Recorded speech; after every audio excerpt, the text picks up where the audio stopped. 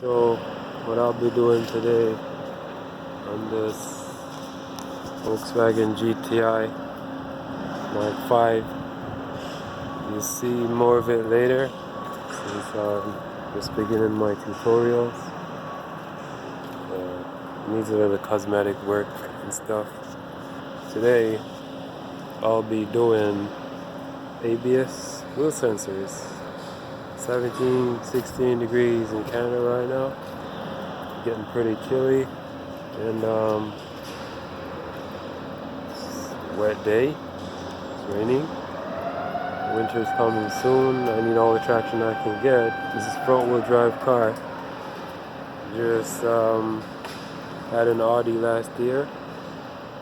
All wheel drive, but it's the holodeck system. It's not like the newer V8s, which have a better traction control system, I'd say. Yeah, because with the Haldex, you're turning, making a left. Four-wheel drive is not your friend when it's wet. It's only good going straight, trust me. But on a newer B8 and Mark 7s, it's a lot better. Anyway, let me jump right into this thing.